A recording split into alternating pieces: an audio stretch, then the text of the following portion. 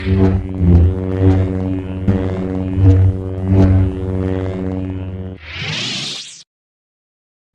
and welcome to the Lost Holocron. As always, I'm your host, James. Above me is my co-host, Richard. Richard, how are you doing this week? I'm feeling good, bro.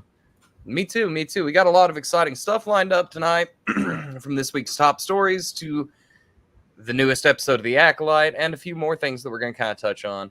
So, to get us started, we're going to go through some articles, man.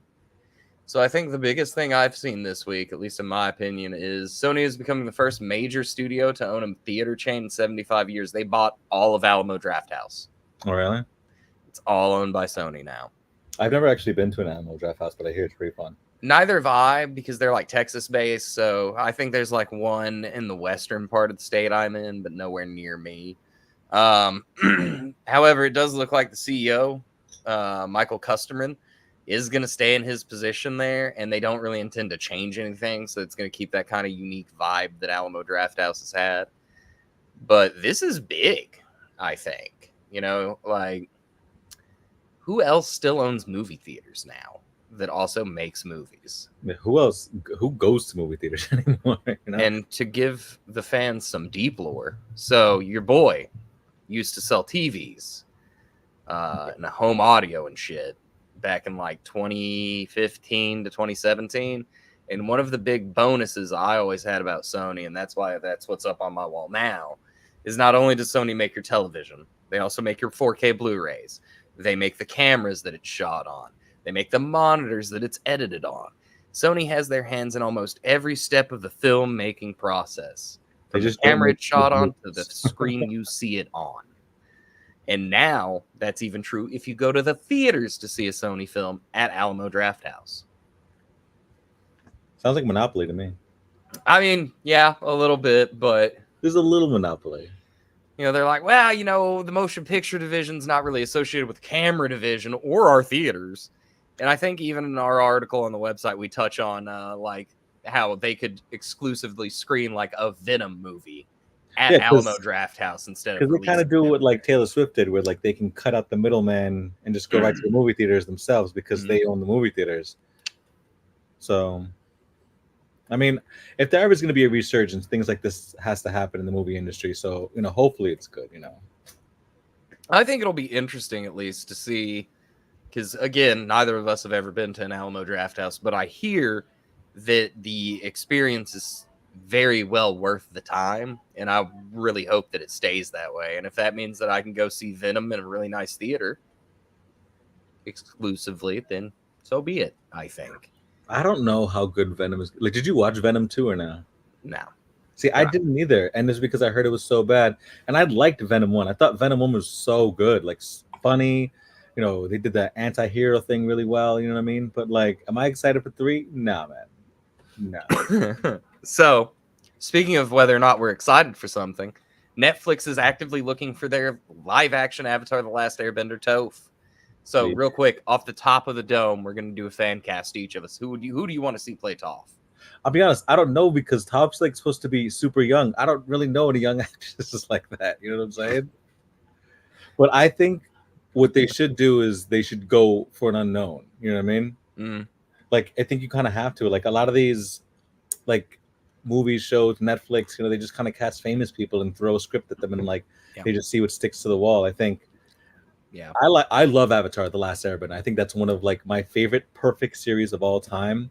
I enjoyed watching live action, but it had a shit ton of problems. You know, so I think they need to, you need to have way more episodes. Like, I think they had 8. You need to have like 12 to 15 hour-long episodes if you want to tell the full story. Mm-hmm. And then I think, you know, it kind of has to, I don't know if they're going to be able to cast a blind person, you know what I'm saying? Because that'd be just like a hard, you know, like acting job, especially with special effects and things like that. Yeah. I think they could, you know, it's difficult, you know, because like the whole universe started off shaky, but I don't know. All right, you want to hear my pick for this? I do. Maisie Williams. Who's that? Arya Stark. She's a little too old though. She still looks 12, dude. I mean that's a long time ago. Like, we've seen her recently. You know what? Hold on. That's the problem. Like, me and you we're getting older, so we think Game of Thrones happened like 2 years ago. That shit was a while ago. Oh, come on now. Let me make sure. Let me type 2024 into this search. Top's supposed to be like, because even like when they did them, they were like 16, 17. Like she got to look under 18 if you're like matching up with the other cast. You know what I mean? Okay. All right. Let me find one here. I mean, yeah. This is from this year. So I'm gonna share this tab. That's from this year. She still looks really young, in my opinion. I mean, she looks young to us because we're both like almost like 40 years old. Ah! But like, think about like how like Azula and like her group look. They look like fucking toddlers. Yeah. They look like 16, 18 years old. I don't know. I think that if you want to go with a skilled actress that could probably pull off the younger angle, I think Maisie's the way to do it. But I also think that Hollywood has gotten away from the Fast Times at Ridgemont High. You mean to tell me this 40-year-old man is a high schooler? She did play a blind person in game though, so she has a leg up on the competition. and she did a lot of like special effects stunt coordinating for it. Yeah. I hope it's good though, because like Avatar is such an amazing universe. Like I'm excited for the next cartoon movie. Like I liked Korra. I didn't love Korra, but I don't think my problems with Korra stem from the show. I think it was kind of the way, it was handled in the background. Like I think they gave the writers, hey, you get one season, hey, you get one season, hey, you get one season. Can't really write a good show that way. And when they did Avatar, I think they were allowed 3 seasons, so you were able to build a story in a different way. I think you're right, but I think it'll be interesting to see if this show can actually get its feet underneath it. It would suck if the only 2 live-action adaptations of Avatar, The Last Airbender we had sucked. I'd like one to be good. I mean, the new one was infinitely better, but it's still like, it didn't capture the magic. And I think it's like hard to capture the magic because like you've watched it. It's a cartoon for kids. Aang's a weirdo. He does like really silly cartoony things, and that doesn't translate to like live action, Mm-hmm. So I want to get on to some exciting news at least for me. I was pretty excited about this. The Xbox Game Showcase. And I see that you've got, is that Dom back there? Yeah. So pretty exciting stuff this year, guys. Number one, off the top, was not expecting to see, what was it? Doom, the Dark Ages or whatever. Okay. The new Doom game that they're releasing. Did you see this? I didn't. The only one I saw was Gears of War. And I just been seeing like the Star Wars game that's coming out. So you've played Doom, right? No. No. I like played because like severely autistic coded. I would play certain video games just over and over and over and over and over and over again, whereas my friends would play every single game. You know what I mean? So I missed out on a lot. Okay, so Doom is like a just straight up shooter. You're fighting demons. So this time they have sent him from the far future into like a medieval world. So instead of like an SMG or the BFG 9000, he's gonna have like a sword and a crossbow and shit. And is that the one they made a movie out of where like The Rock is in the movie? Okay, yeah, I remember seeing. I will pull it out of the collection. I have it on Blu-ray. I love that stupid movie so much. Right. But yeah, that is the one they made the movie out of. I heard some news from Outlaws that like it's going to be kind of like GTA, where it's like if you're committing a crime, like you'll get stars, and like the more you do, the Empire will like show. That's our 5th article. Is specifically Star Wars Outlaws and Acolyte are our last 2. But I wanted to talk about this. I want to talk about Gears because I assume that you're a lot like me. You've probably played through all of those games. All of them. Repeatedly. Many times. You have Dom back there, so this kind of dovetailed really nicely with what you're filming this week. Yeah. Nah, like, I, like, legit cried in Gears of War 3 when fucking Dom died. And, like, you just see Marcus, like, going crazy and shit like that. You know what I mean? Like, yeah. That's one of the few movies that I think that, like, that's a video game movie they should make. And, like I always It'd be so easy he should do that. Have someone else write the script and have him film that movie because it's like over the top, like 300 anyway. Like it'd be so cool, all the blood. Yeah. But now I'm so pumped for that game. Like I'm so pumped. Like the last one was okay. The one before that was But Gears 1, 2, and 3, and the one where like Barrett is the main character. Fucking love those games. They're so amazing. 100%, man. And I think the thing that excites the most is this is going to be like the day everything went to shit. Yeah. So like a lot of like just kind of like the old school kind of like layout of like how the world was in Gears 1 and 2. Some of those weapons.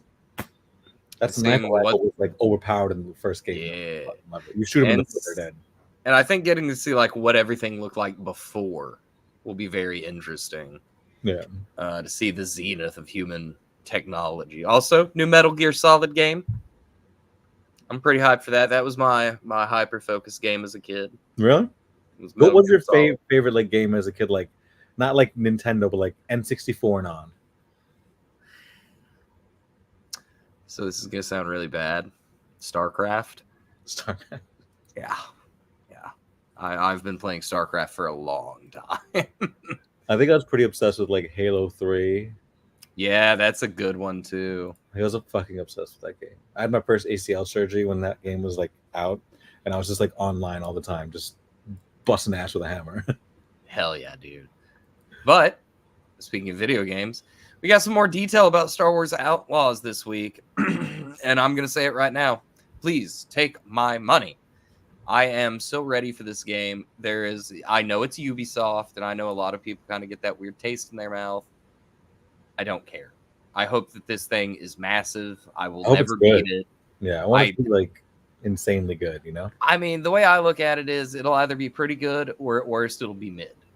But it's like open world Star Wars meets GTA. So how bad could it be? Yeah, it sounds amazing. Like what they should do is like you should have it like if you get to like 5 stars, fucking Vader comes at your ass. You know what I mean?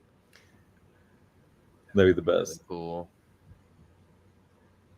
I'm looking through here for anything new and interesting because I haven't watched the reveal trailer for this where they did like the playthrough. The only thing I've seen is like a 60-second clip of the landing sequence, and I was like, "Oh yeah, shit." Like you can like basically like fly out on the planet and go into space, going to like hyperspace. Obviously, the droid looked cool. He's got like a trench coat. He looks badass.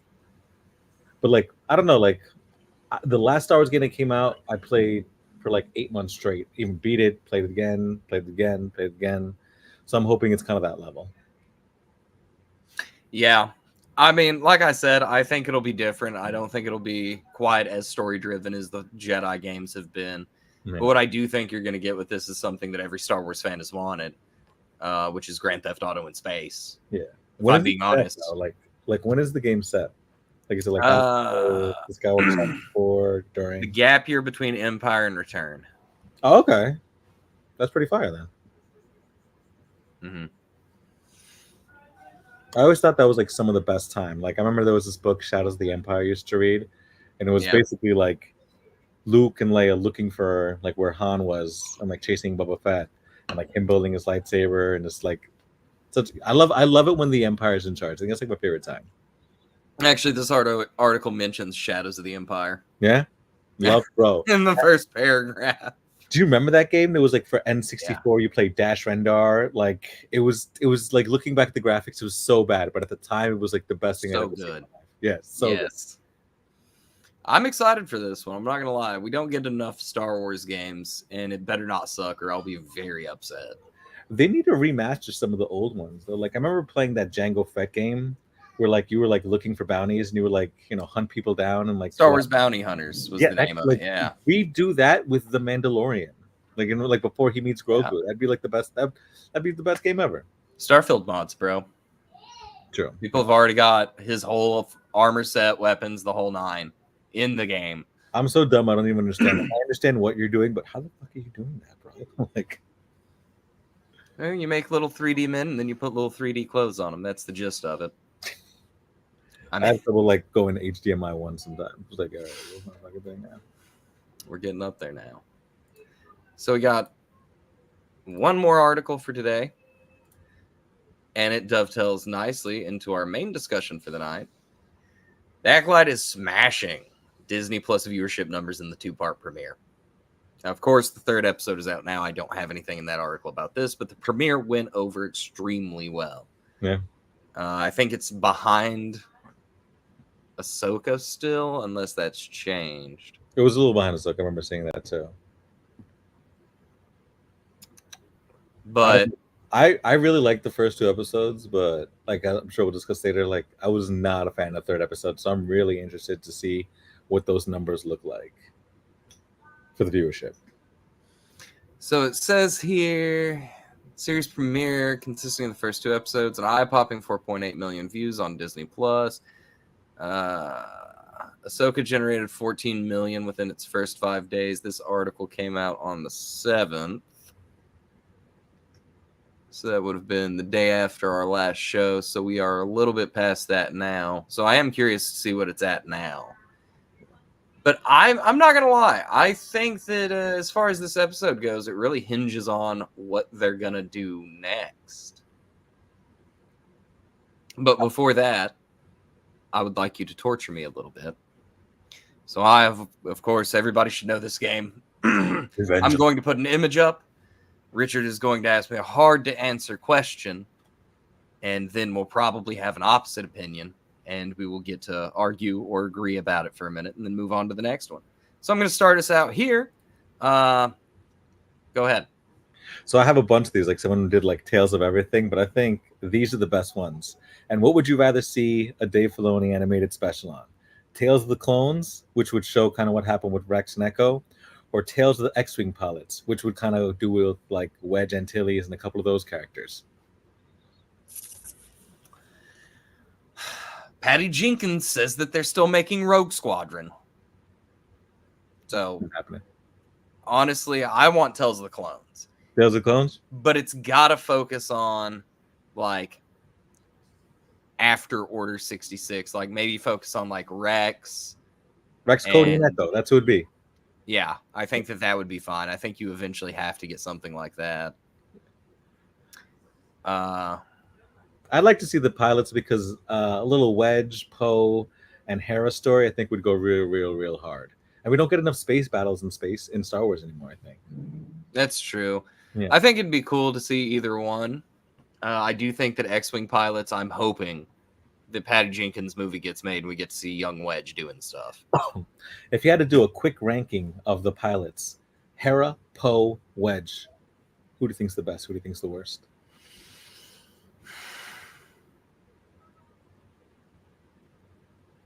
That's tough. Yeah, that's tough. They're all good. All right. So if I had to do this, I'm going to go Wedge, Hera, Poe. Really? Yeah. I would go Poe, Hera, Wedge. You're doing my man Wedge Antilles dirty. Yeah, I love Wedge. Count the books. I love Wedge. He was a complete badass. He was. He's a badass in the movies too. I mean, he survived 2 Death Star runs. 2. That's why I think you got to give it to him. But Poe, I mean, there's that one scene in The Force Awakens where he takes out, I think, 13 or 14 TIE fighters in under a minute. Are you talking about that spot where they're like coming across the lake? Yeah. That is dope. 14 or like, I think at least 12 enemy fighters in under 2 minutes. Like, that's skill. And I'll give JJ this. That is perhaps one of the best shot scenes in that movie. Yeah, I love that movie. But now, speaking of movies and sequels. All right. These aren't confirmed, obviously, but I think they're probably in the works because they were really well received. But if you had to pick for Phase 5 of the MCU, Shang-Chi 2 or Moon Knight Season 2, what are you doing? Moon Knight. Really? Yeah. Oh, yeah. 100%. Dude, Oscar Isaac kills it. Yeah.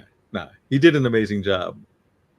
I would pick, I'm surprised we're opposites on this, like the last two. Like, I would choose Shang-Chi 2 because I think that's one of my, like, besides the Eternals, I think that's like the best movie of Phase 4. You know what I mean, like, it was so good. The special effects looked insane. The ending dragged like this much, I think, as you know, a lot of MCU movies kind of do. But I like them. But like, both would be good choices, though. Well, this was our most voted on poll this week with 8 votes. It's tied. Yeah. So, I mean, I'd like to see either, honestly. Like, I like Shang-Chi. Something about Moon Knight really got me. What was the voting on the next one? You're not going to be happy. Of course not. The internet is biased and stupid. What is this one? What do you think is the worst movie? The Last Jedi or Rise of Skywalker?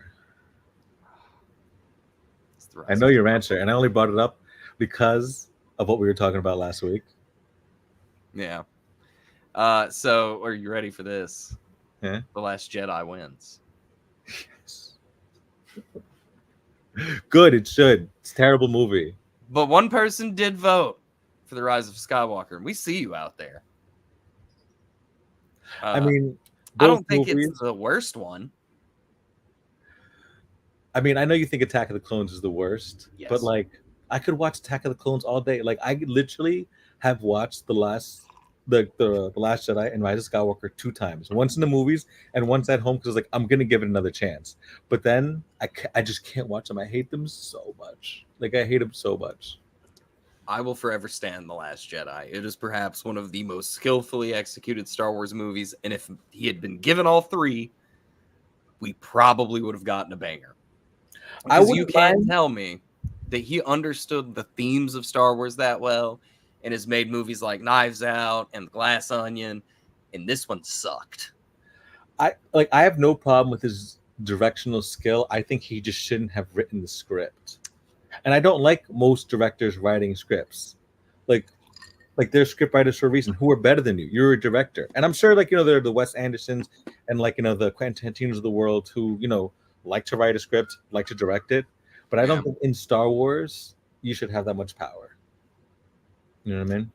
So you're saying A New Hope is the worst of the original trilogy? I think A New Hope kind of is. Like I always watch Empire Strikes Back. Like I love that movie. It's the best one. And then I can rewatch, like the rewatchability of Return of the Jedi is kind of easier because there's more lightsaber scenes, there's more into it. When I'm watching A New Hope, if you've never seen it, I'll make ecstatic to watch it with you. But it's kind of a boring movie. You know what I mean? Yeah. So let me ask you this: what about Revenge of the Sith? What are your opinions on that one? Because George also wrote all three of the prequel movies.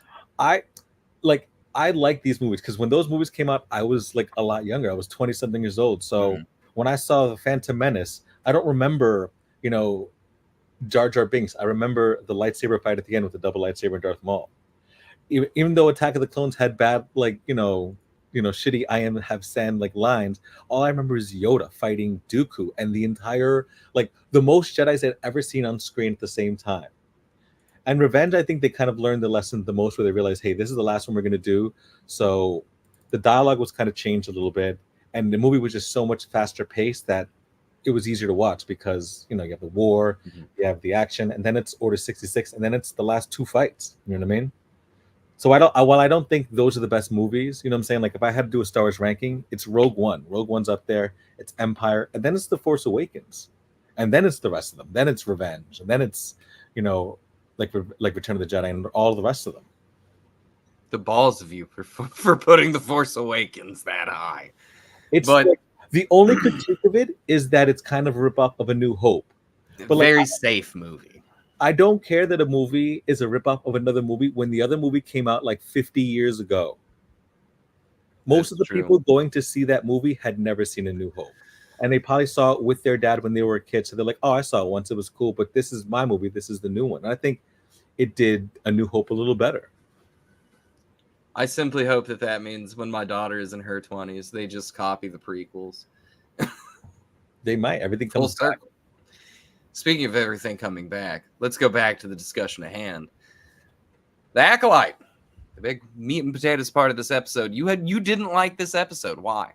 I fucking hated this episode. I would rather watch The Last Jedi 2 times in a row, a movie that I despise, before I try and rewatch Acolyte episode 3 for the 3rd time, man. Like I thought it was so bad. Why do I think it was bad? I think the goal is to make great TV, right? Mm-hmm. All right.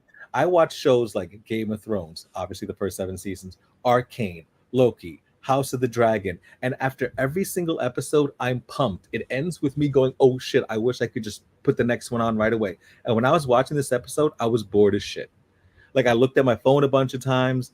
I was like, this is an entire flashback episode that could have been done in 8 minutes in another episode. I thought some of the acting was bad. I thought like the weird chanting scene was so cringe. Like me and the person I was watching with just looked at each other and was like trying not to laugh. It was so bad. Mm-hmm. And then you have the 2 girls and they're not identical twins when they're supposed to be identical twins. I was like, I don't know what the hell that was. I was more enthralled by a 6-year-old episode of Drag Race than episode 3 of The Acolyte. What season are we talking about, Rebel Radio? I'm genuinely interested because I love Drag Race. That is a valid. You know what I'm saying? And like, I liked the first 2 episodes. I was happy watching them. I wanted to see where it goes, but they've just been so many missed opportunities in this series, and specifically in that episode, that like I was really upset about it.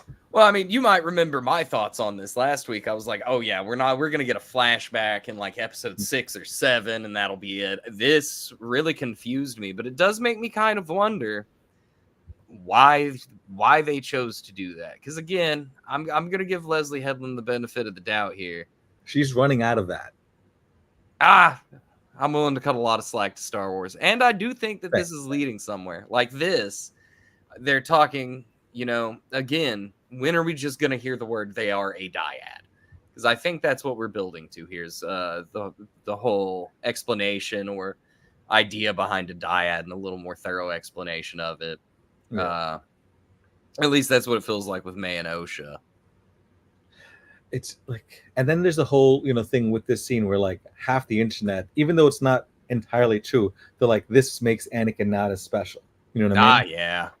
And like someone wrote something here, so this is not like my words, but they were basically like, the Force itself didn't create the twins like it did Anakin. One was the will of the Force, and one was a manipulation, which is manipulating it to create someone, and Anakin being just the will of the Force itself. And I buy that. I buy that explanation. That's actually a really solid answer to that. 100%. And that's not me. That was a comment on my thing, and I was like, very well said. But why even do that storyline? Like, we can't think of a better storyline of like, they could be important. They can be a dyad. They don't need to be a creation from 2 women, because that's just going to antagonize it. You can have like gay people in your show, which is something I want. I'm bisexual. Yeah. I want more of that in there, but in a better written way. You know what I mean? It does make me curious, because if I'm not mistaken, Palpatine says something to Rey about creating her and Ben in that relationship. So, I mean, it's not the first time it's been in. Like, they talk about it in like Revenge, I think, what you're mentioning with Rey. But I don't know, like I always give Star Wars the benefit of the doubt, because in the end I like the Book of Boba Fett. Like, I'm not going to talk crazy about the sequels, even though I don't like them, because I don't want to see like the people who are just going to hate it to hate it. You know what I mean? Yeah. I'm like caught in this thing where like I want to defend Star Wars because there's so many people hating it online, like people writing articles, people being so annoying. But then you're giving me Secret Invasion to defend here, and I can't do it. Well, I hope that this isn't Secret Invasion. I will say that in my mind, the special effects, for one, have looked a lot better. I think the de-aging in this scene with all of them looked really good. Yeah. The de-aging with Saul was perfect. Yeah, I mean, look at him here. He does. He looks super young. I think Carrie-Anne Moss looks fine here. I think the only one they didn't de-age was the guy that's actually playing Torben. Yeah, and a Wookiee, because, it's fine. He's like 300 years old. Yeah.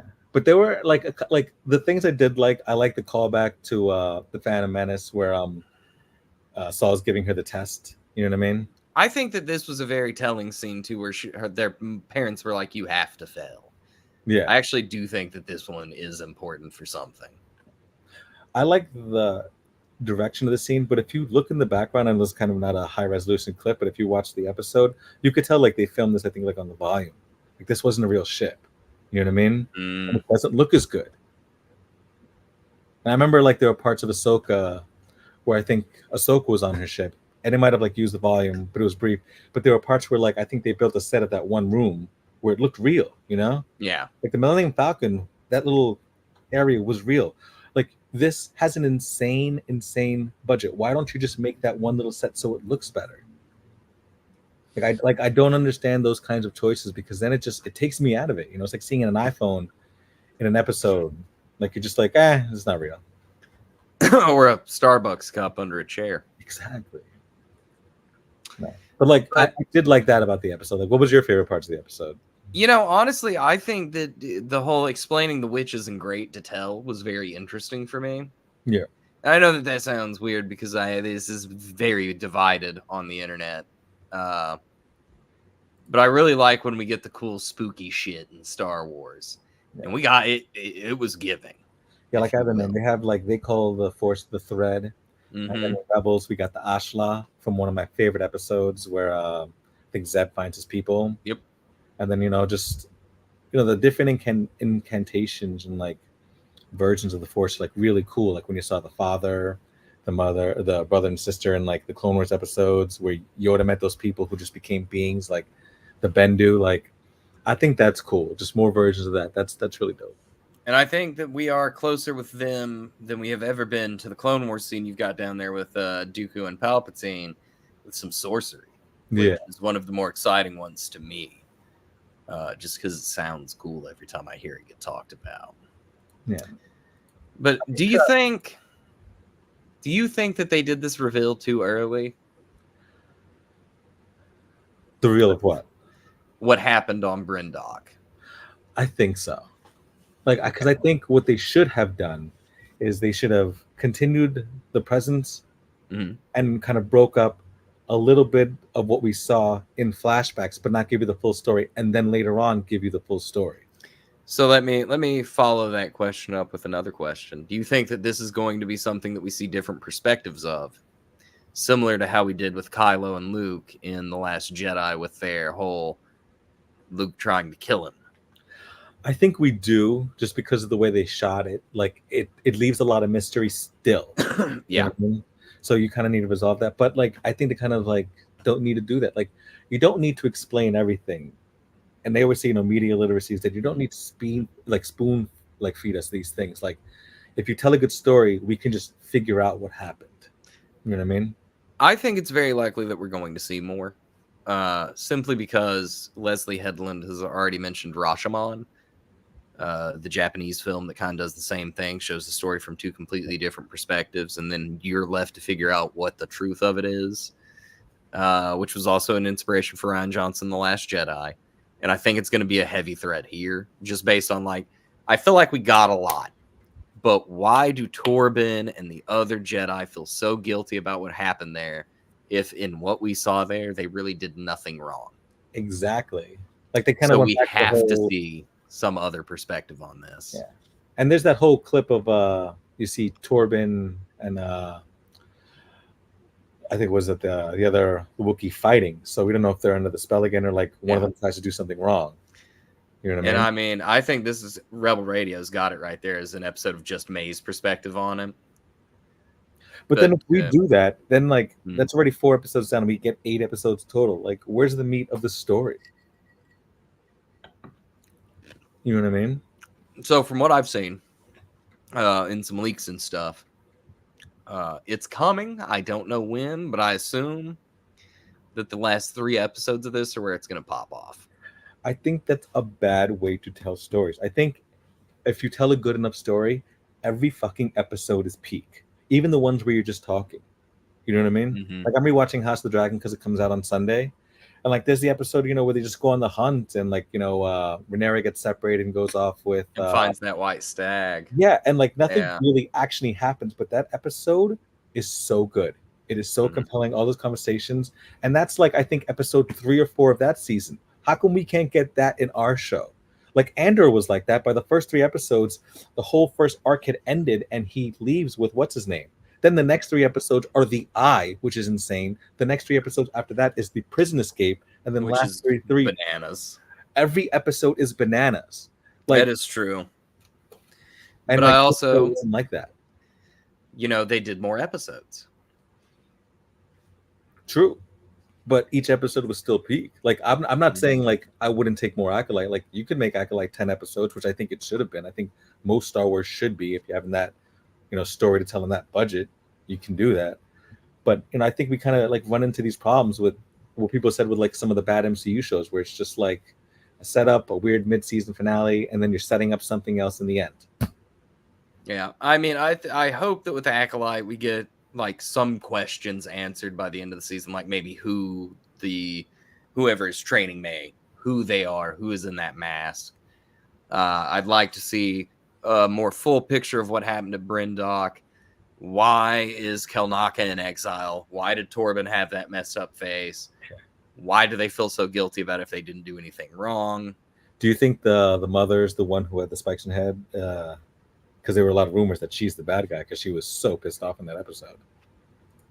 I mean, good makeup, by the way. Solid. I will say every practical actor that they put makeup on in this show looks fantastic. Yeah. And the other mother, too. I don't know if we have a picture. I think maybe on that one article. But we got a clip. Yeah. Looked amazing. And I will say, I think the costume designs have been really peak, except for, I can't unsee it, that meme you sent me earlier today with Mark Hamill. Yeah. Dressed up in that Flash Gordon looking shit. It's fucking true, bro. Like, and I like that. The moon looked like the Acolyte symbol. Like, there are parts of this episode I liked, you know what I'm saying? But, like, there were a lot of it that I was, like questioning their entire, like, thought process, you know? So, they brought it up again. How do you feel about Jedi stealing kids? Because I know that gets brought up in this episode. I hate the entire narrative that the Jedi are like the dumb heroes who had entirely too much hubris. And I get that we needed that a little bit. And I say it every week, but like they're beating it with like a dead horse. And it bothers me. So like I kind of didn't like it. I understood the need for it in this story because it makes 100% sense in this story. You know what I mean? Yeah. But overall, I hate that. I hate it. Well, I was about to say, what I thought was funny is Osha very clearly wanted to go, and the mother's like, no, you have to fail this test. So really, who's stealing the kid from whom? Was kind of my thought there. Because it's clear that she's like, no, Osha knows what she wants. She's like, I want to be Jedi. She's like, not that. I also thought the two younger versions of Osha May didn't have really good chemistry together. Like, I thought the one who played Osha did a really good job, and the one who did May did an okay job. Not that she was given a lot to work with, but like I think if you had gotten maybe identical twins, maybe their natural like kind of chemistry of knowing each other would have went and worked better. Maybe. Yeah. I will say, you know, kid actors, it's just hard sometimes to cast 100%. Those roles at all. 100%. I wasn't as big a fan of May, but I think that might be a little bit of the writing, just making her kind of stiff and weird. Yeah. And it's not her perspective, like you were saying, we could get her perspective where. Yeah, like this very much definitely was Osha's perspective of the story. I would be very curious to see what May's is. Yeah. And I think, again, Rebel Radio nailed it. I don't think we're way off base saying that she might get her own episode. Yeah, but then we've dedicated, like, you only have 4 episodes left. Mm-hmm. You know what I'm saying? If you do that, because episode 4 is coming next, to tell the rest of the story. And I think that's a big problem. Like, you're just not dedicated. The pacing of the whole series would just be weird then. You know what I mean? Like, we're just going to do a whole flashback episode? Twice? I don't know. I mean, it could work. It didn't work this week. But I think... What would you give this week? 1 out of 10? 1 out of 10? Probably about a 6, because there was a lot I liked about it. I don't think that the episode was bad, like in a Secret Invasion sense. No doubt, but let's kind of just put that, like, you give it a 6. If we were watching, like, Game of Thrones had never happened with season 8, you're watching season 7, you're pumped, first 5 episodes are great, and then episode 6, you're like, I don't know, it was kind of a 6. Are you giving it that pass? Yeah. No, you're like, okay. I expect better of you. By that point in the show, yeah, I was. So, like, I don't think we should be giving these shows a pass of a 6. You liked it. Like, I liked the first one, I gave them, like, I think a 7.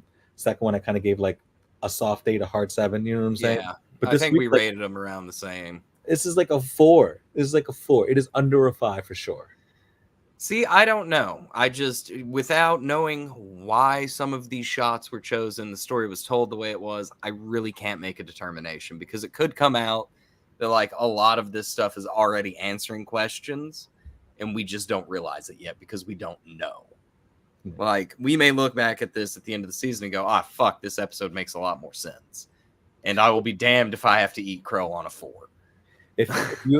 I'll book it. It's a 4. But like, if you could improve this show, like with 2 things, like episodes 1, 2, and 3, how you see the story going, would you have done anything differently, or would you kind of just leave it? I think that this should have been broken up. I think we never should have seen the complete picture from one side, and it should have been told in flashbacks. Okay. I think if anybody's going to give you the full story, it should have been a Jedi somewhere. Come on. somewhere late in the series, like Soul giving his account on it. Because we get this feeling that Soul is a very very neutral, very cool, very calm Jedi. Yeah. And I think that if you have him tell the story, he's going to be the most reliable narrator in the audience's mind. And maybe the point is to have him not be that at that point in the show. I don't know. Are all the remaining episodes the same length? Give me 1 second. I know this week's was longer than the premiere episode, actually. It wasn't. Yeah, it was like a minute longer, I think. I think there's one short episode in there, but the rest of them are like in the 40s. And that's probably going to be the one where it just pops off. You know what I'm saying? Because that seems to be the trend. Yeah. The only thing I would have done, man, like, I like some of these characters, but, and I even made a TikTok that like sparked a lot of conversation about this. I would have did this 5 years before the Light of the Jedi High Republic book started, and introduced some of those characters, and introduced maybe just Saul. You know what I mean? Yeah, I think that could have worked. I also think there's going to be a lot of issues when you're having to kind of bring something that's been in the background of Star Wars for a while into the screen.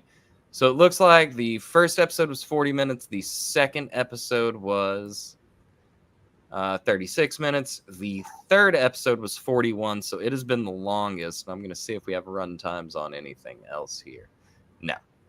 So I don't know what the length on them will be unless something's been leaked. Nah, man. Like, because everything I heard said it was going to be 30-minute episodes. I saw 40, maybe 150, and they said one of them was really short, and I think that's the one we've already watched, the second episode. That was 30-something minutes. So I think they'll all be around the 40 mark from now on. The first 4 episodes are 41, 36, 42, 32. According to Bespin Bulletin before the show aired. So the next one's 32 as well? Yeah. Jesus fucking Christ. Yeah. That's terrible, bro. Terrible. It's an insane budget. You're making 32-minute long episodes. Yeah, I kind of think this is some, like, I know Disney, last week we talked about this where Bob Iger said that they wanted to hit double-digit growth in Disney Plus margins. And I think that this sort of like 8-episode in and out, leave a good cliffhanger to draw them back in style is how they're thinking they're going to do that. Because a lot of shows have been doing this in the last year. Now, that worked for like the MCU phase 1 and 2, but I don't think it works for Star Wars. I think that's one of the biggest critiques of Ahsoka is that it had such a good pace, and in the last episode and a half was just like, all right, now let's set up Heir to the Empire and maybe Ahsoka season 2. Yeah. You know what I mean? Like, we're always going to go back to Andor because it's pretty much a peak series. It told the story it wanted to tell, and that was it. Yep. It set up season 2 of Andor. Yeah. That is it. Exactly. And like I just think that like when you watch some of these other shows that are insane, like that's what you want in Star Wars. You want like a Game of Thrones, an Arcane, a Loki, a WandaVision even, where it's like every episode you're blown away and it's a topic of the thing and you're not like, oh, well, this is kind of a filler episode to the next, or this might come back and be better on later on when we see it explained more. You know what I mean? Yeah, I that makes sense, but I do think that this is one of those things that was just gonna happen no matter what. Like, as much as I've loved it so far, if the show continues on the trajectory this episode was on, I'm not gonna be very thrilled. Unfortunately, just give more ammo to the toxic Star Wars base, where they're like, of course this thing was terrible. It was woke. You had 2 lesbians doing this. You had POC people actors in it. We don't want to see this stuff. And like, don't give those people more ammunition. Make a story. Like, it's like what X-Men did. We heard about how woke X-Men was, and like Morph was non-binary now, and this is terrible, this is terrible. They put out one of the best shows ever, and all those people had to eat crow, and they just shut the fuck up. Now we're just going to have Star Wars Theory for the next 3 weeks going, oh my God, this is terrible. And he's going to have, ammo to actual ammo now instead of there was a fire in space. Yeah, like I sent you one TikTok and it had like millions of views, hundreds of thousands, like where it was talking about the Anakin sacrifice. You know what I mean? Mm-hmm. And like, for one, you're wrong. That's not what happened. Like, I get your beef. I get it, but it's not factually correct.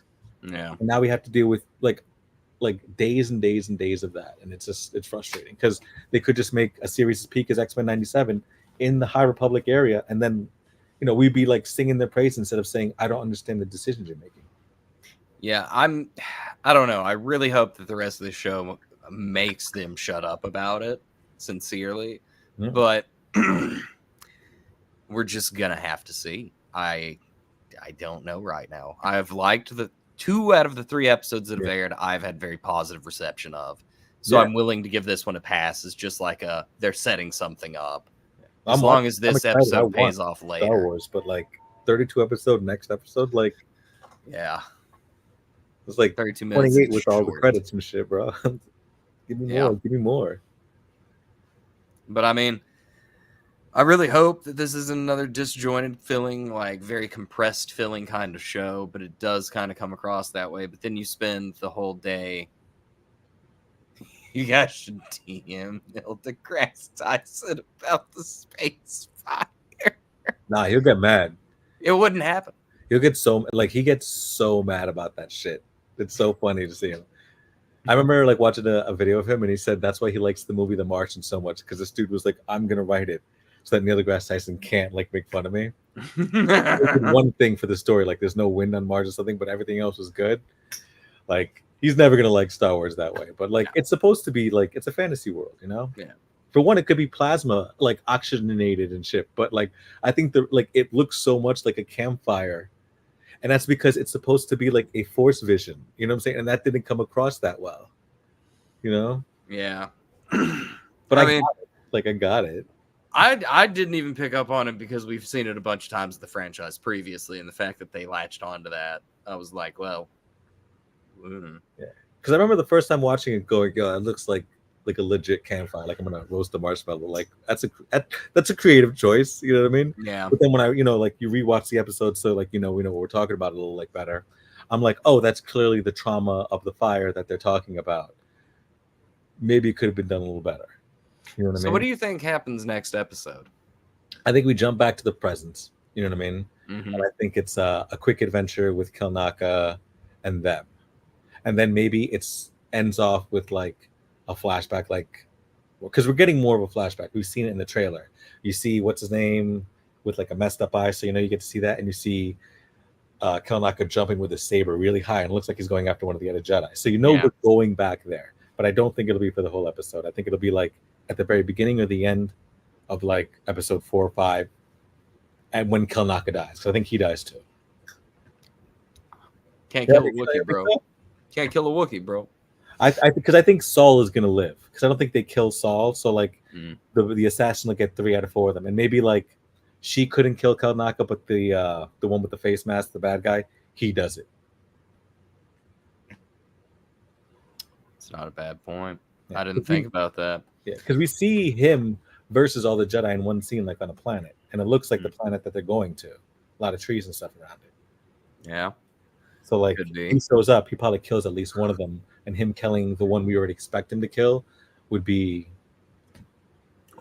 proactive to the story, I guess.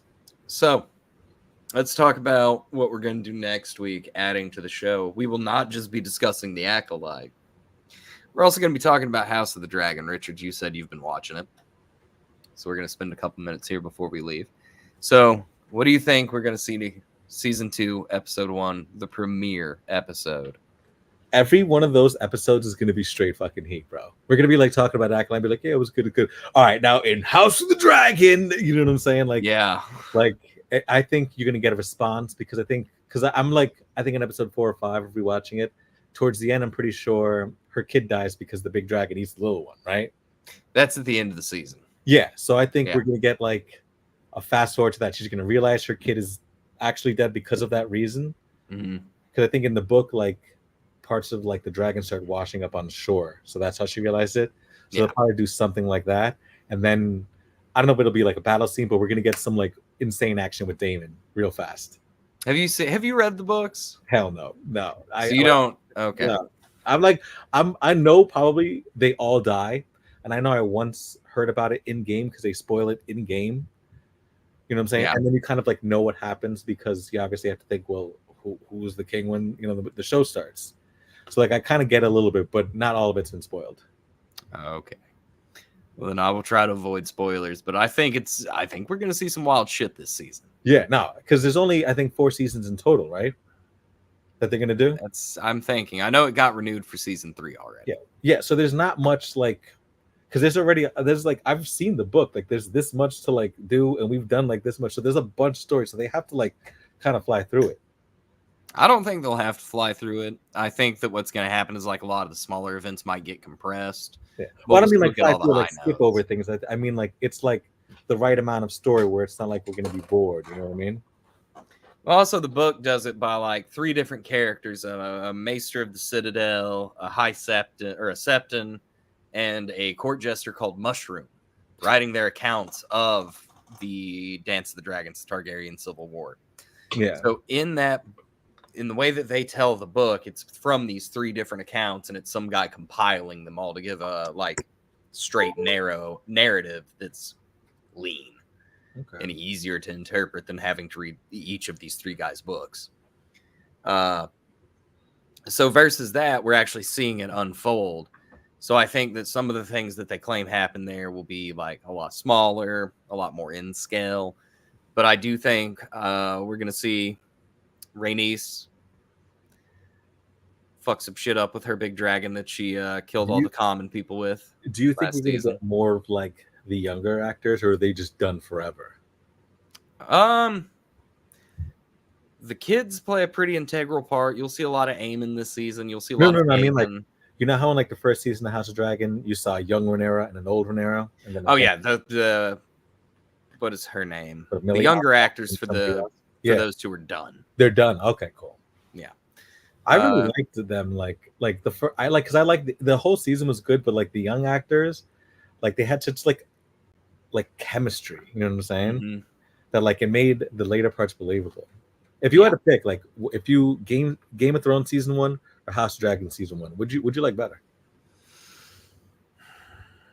I really liked Game of Thrones season 1 because I had not read the books when it started, and just seeing Ned die at the end of the first season. Spoilers for a 10-year-old show.